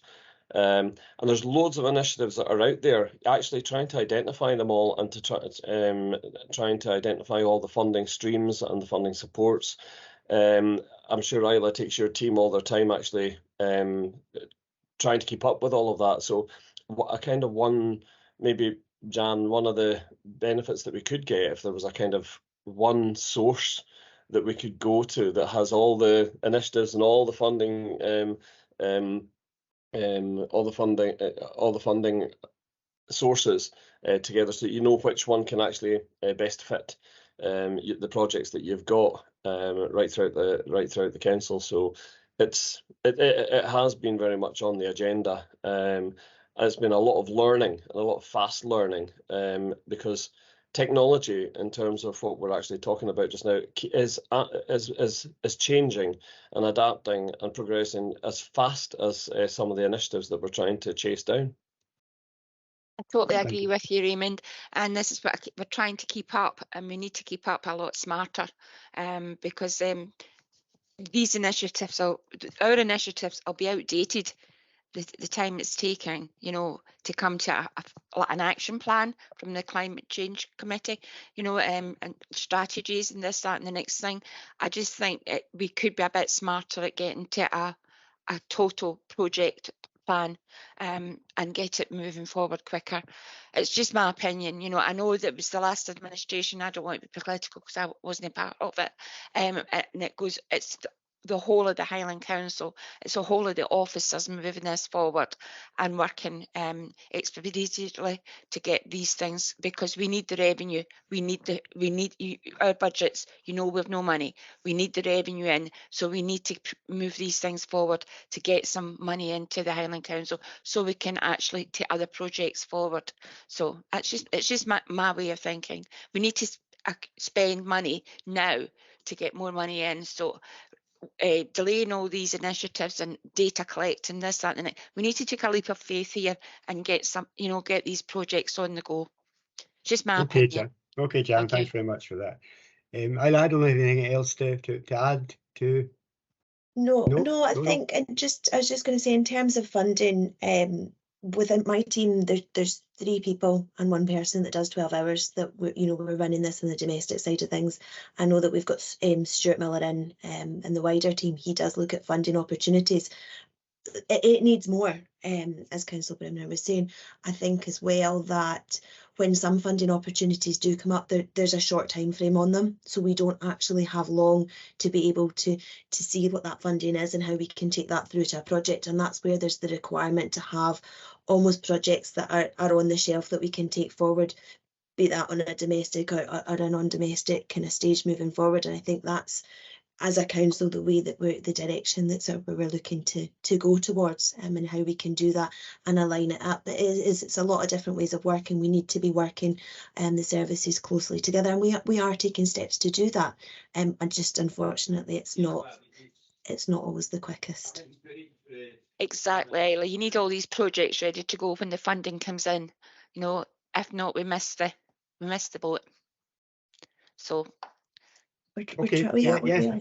Yes. Thanks, Isa, for that update, and we certainly look forward to a report another committee. And I also like to thank members for really interesting comments and input there. And I think, as what we said, I think it's good that it's on this committee where the public can actually hear what's going on and what's potentially going to be happening, and like your department there, I said, the help that they can give to tenants and people. No, I think it's good, yeah. And as I said, we look forward to that. And thanks again for the update. Thank you all for your time. Thanks. Thanks, Ella. Thank you. Thanks, bye. Now we'll move on to item 8 now it is, and I believe Mark will be going through the update on that one. Good morning, councillors. Hopefully you can hear me. Yes, perfect. Good. So I'm sorry, it sounds as though he's talking through a sock. A sock.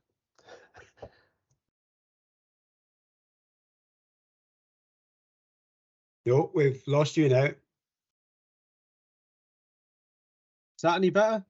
Yes. Much better, yes. Mark. Sock removed. Sorry. Maybe I just need to spend a few more pound on my headphones. Okay. I don't intend to read through the report. You'll be pleased to know. But in summary, the report summarises the current position with the 23-24 Community Regeneration Fund allocation for Caithness. And that allocation is for expenditure between 24-25 financial year. It also highlights that local members have requested to ring fence £50,000 for allocation towards Wick Town Centre regeneration as a member-led local priority. If members approve this, then we would seek an application from the project lead for full consideration and technical appraisal. And that application would be brought back to Caithness Committee at a future date for members' consideration. So the report asks that members note the delivery of Community Regeneration Fund for 23-24 and that they consider and agree to the ring fencing of the funding. Thank you, Mark. Has any members got any comments or questions? Councillor Bremner? Yeah, I'm happy to know and happy to go ahead on that basis. Thank you. Thank you. Anyone else got any comments? No? I'm happy to go on that, note that report as well. Thank you. So Thanks, Mark. I think that generally we're happy to note that and consider and agree to move forward on that. I don't see anybody objecting. So yeah. Thanks very much. Thanks, Mark, and we look forward to a future meeting. Thank you. Thanks, members. Cheers. Bye. Okay. And now we're on to ward discretionary awards, and our ward manager, Mac, has mentioned something there. Hi, members, just to read through it. It's pretty brief in actual fact. We have been assisting the applicants in other sources of funding as well to try and assist and allow our discretionary budget to go a bit further. But thus far we have, this last quarter, we have put £3,753 to via the Association of Caithness Community Councils to the Villager Officer Fund. And we have, so Ward 2, sorry, has put £580 to part of our wellbeing project in the Penland Primary School, sorry, for upgrading of or adding to the playground installation works that they're planning. So that was all. Okay. Sorry. Thanks, Mac, for that. Yeah.